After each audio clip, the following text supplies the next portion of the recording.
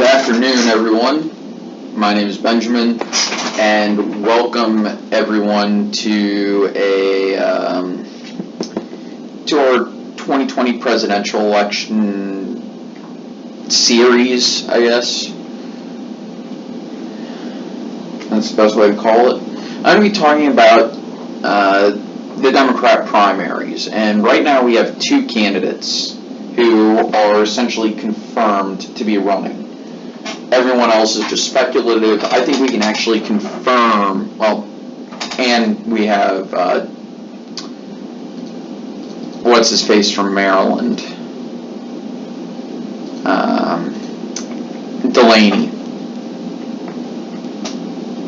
But we have two big players who are essentially confirmed. They may not have announced, but judging by the Kavanaugh confirmation hearings, we're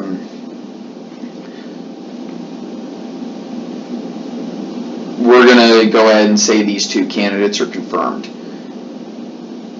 And actually, I'm going to do something real quick before we talk about it. And I'm actually going to take some time and talk about whether or not Kavanaugh will be confirmed. So the rating system I'm going to use Texas, because Texas is will give us the clearest picture. If both senators in a state are going to vote yes, I'm going to highlight it in red because he's a Republican nominee and that'll make the most sense for us, right? If both senators are going to vote no, we're going to highlight it in blue. And if it's going to be split, we're going to highlight it in gold, where one votes yes, one votes no, okay? And I'll make it easy so we can count the states. So we're going to go through every state that has two Republican senators.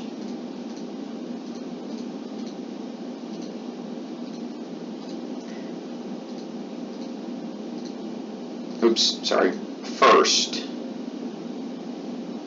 If I remember correct, no, actually North Carolina is split if I remember correctly. Yeah.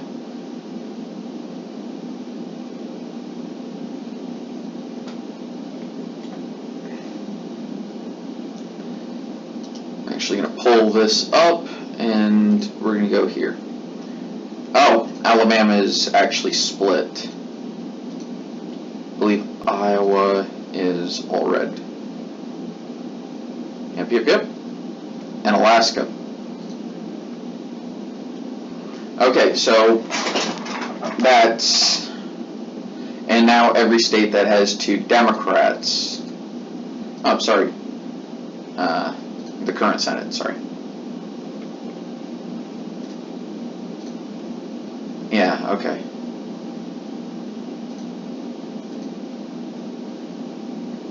I was wrong. North Carolina. There we go. Any state with two Democrat senators, I'm highlighting in blue because, well, actually, maybe not. It depends. I think there's a few. Actually, no. And Sanders is not going to confirm. New Hampshire probably won't either. So let's talk about the rest of these.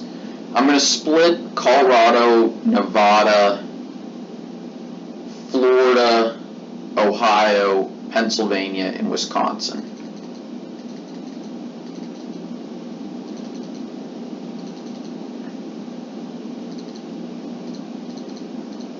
Because honestly, I think that's what it's going to be. I'm also going to split Maine.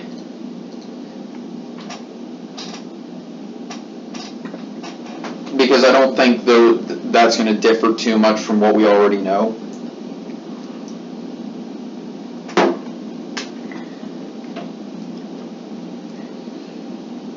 Now let's talk about the red state Democrats.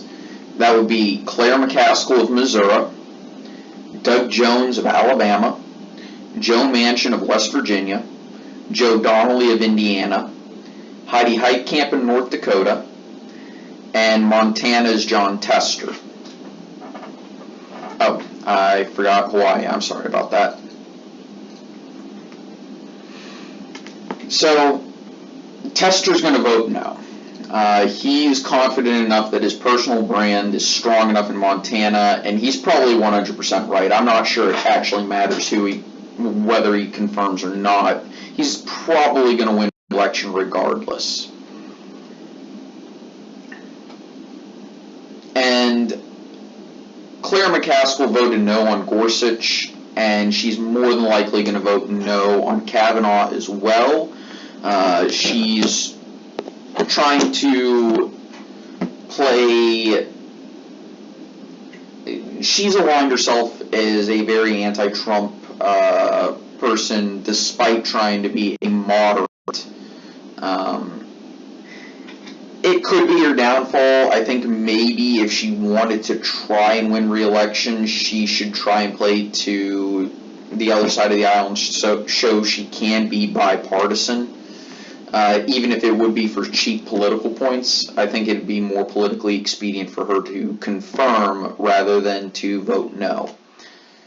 But that's not, I don't think she's going to do that, and I'm pretty confident that she is going to vote no on Kavanaugh. Okay, so let's look at the remaining four. Doug Jones, I'll come back to him. Joe Manchin is going to vote to confirm. I don't see it going any other way. Basically, if he doesn't confirm, he loses re-election, period.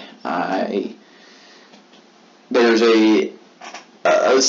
about a 10 to 15% drop in his projected approval rating if he votes no on Kavanaugh. And that would actually be enough because about that many people said they would flip their vote to Morrissey if Joe Manchin voted no. Plus, he seems partial to Kavanaugh's,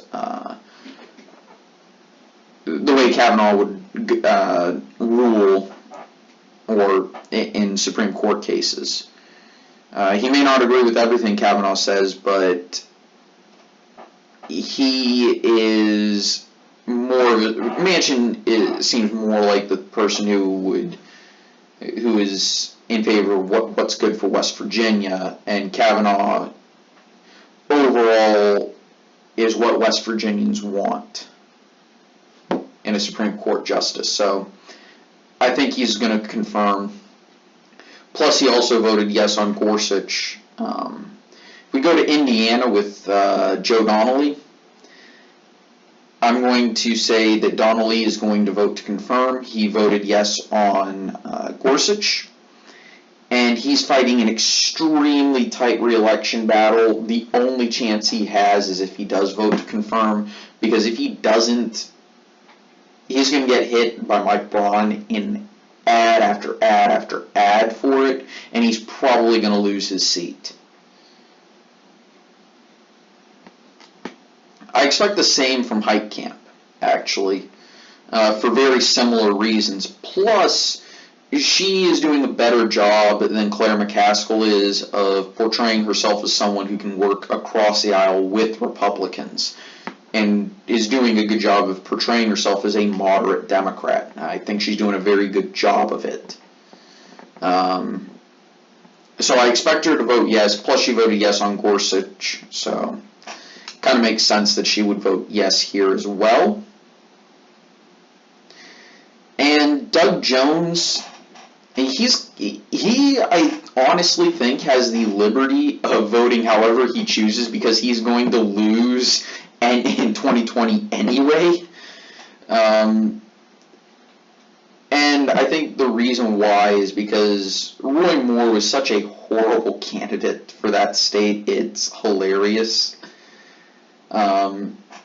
He performed way under what even a lackluster Republican would be expected to perform. reform in that state. I really don't think Roy Moore should have been nominated. Let me put it this way. If Luther Strange had been the nominee for the special election, we wouldn't be talking about Senator Doug Jones. That said, Jones may feel that Alabamans generally want Kavanaugh, which, from what I can tell, is true, and so may feel that he should be a good senator and vote for what his constituents want. He's the wild card in this one. I'm going to say he votes to confirm, but I have low confidence in this one. Okay? So, it could be a split, or it could be both Republican. I'm gonna give you both counts and tell you whether or not I think Kavanaugh will be confirmed. So you have 1, 2, 3, 4, 5, 6, 7, 8, 9, 10, 11, 12, 13, 14, 15, 16, 17, 18, 19, 20, 21, 22. Times 2, of course, is 44. 25, 26,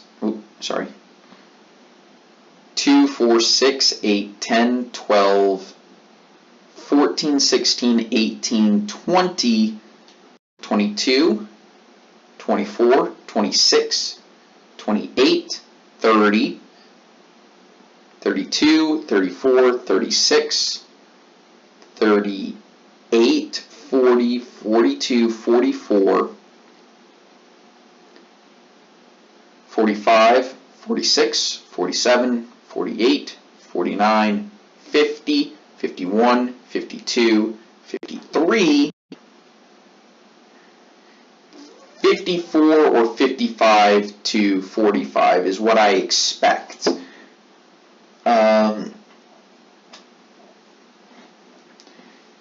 So I think there's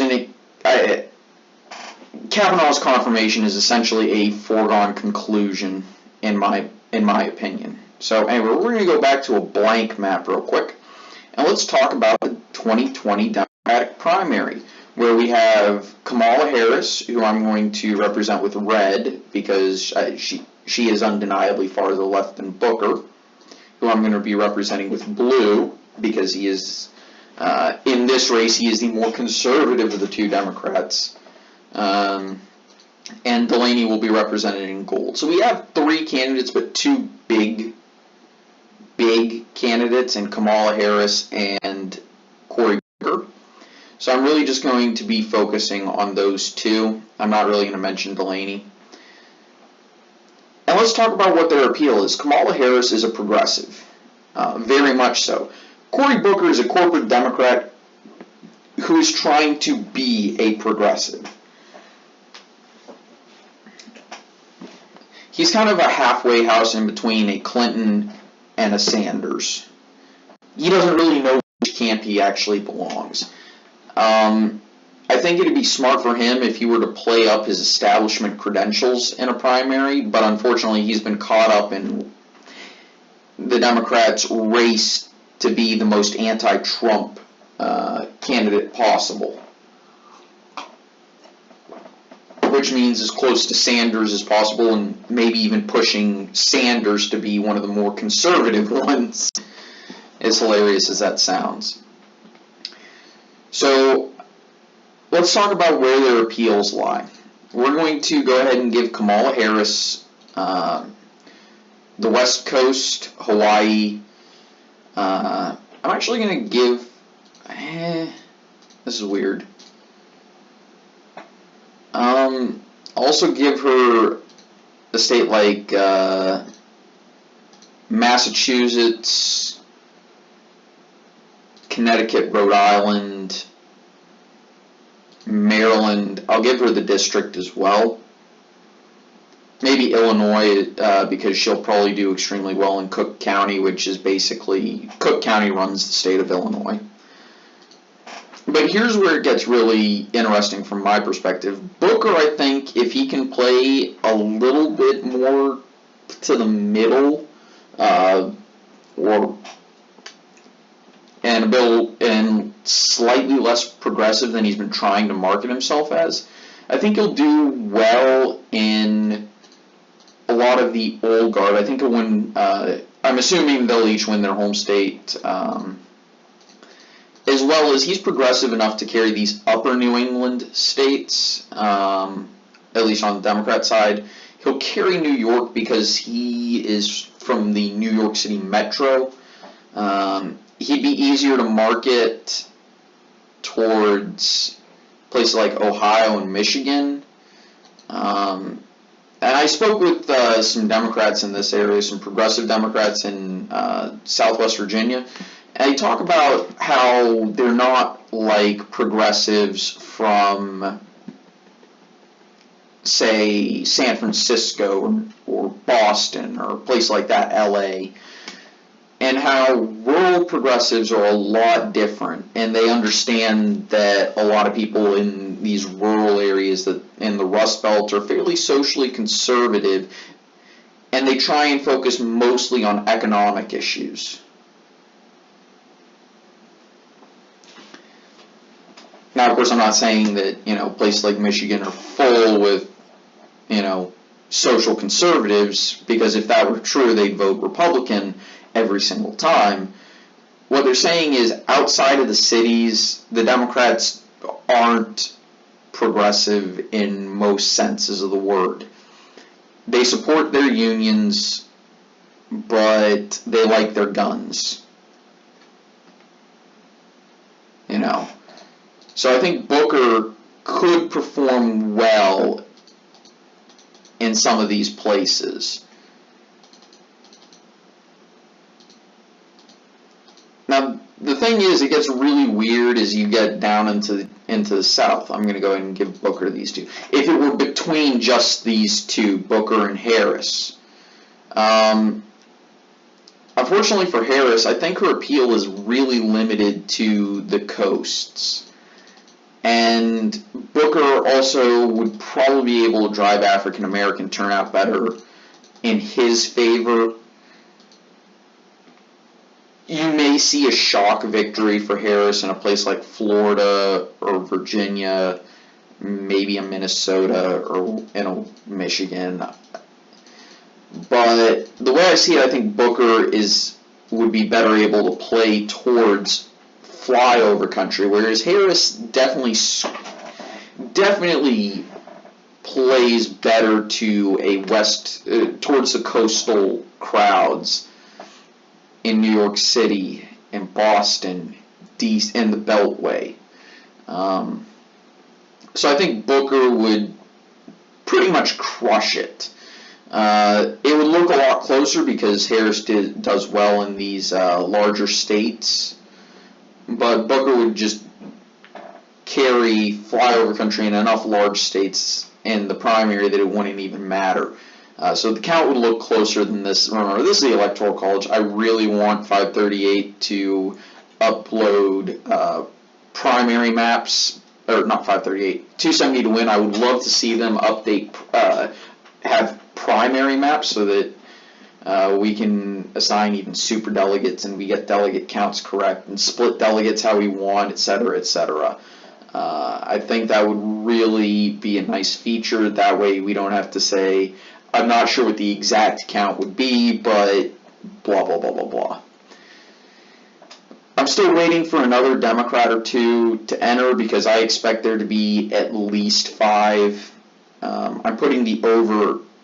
I believe the over/under should be set at about 9, and I'd actually take the over on that. Actually, I'd take the over on everything.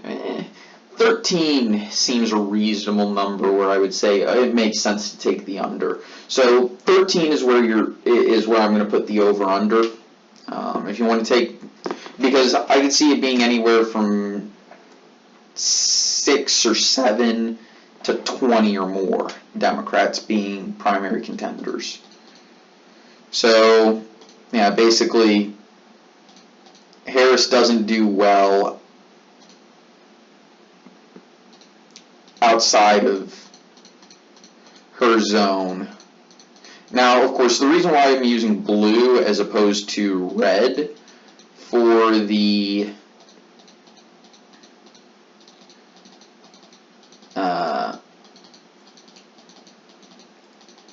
more conservative of the two candidates, which, again, remember, use that within the context of the race.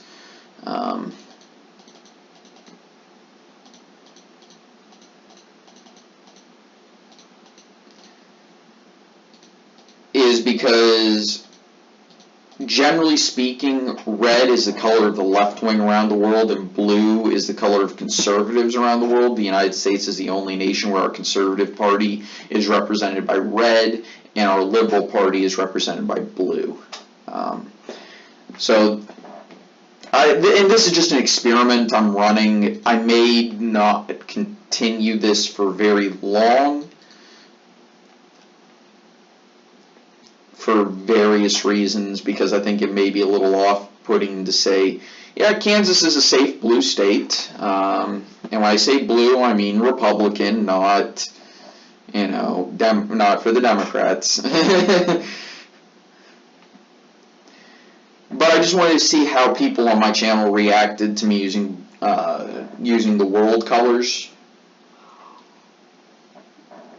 for these. Anyway, I'm going to spend some time uploading episodes and all that, because there is a non-zero chance, I'd actually say it's a very good chance, I lose power this weekend because of Hurricane Florence, which is going to make landfall somewhere in North Carolina, basically. And all the models actually put it going over the Roanoke area, and Southwest Virginia, and just kind of stopping there. So I'm not exactly sure how much we're forecast for, but I've heard numbers from 18 to 30 plus inches of rain. So fantastic. Anyway, guys, thank you so much for watching. Hope you enjoyed. Take it easy. I'll see you guys next time. Bye.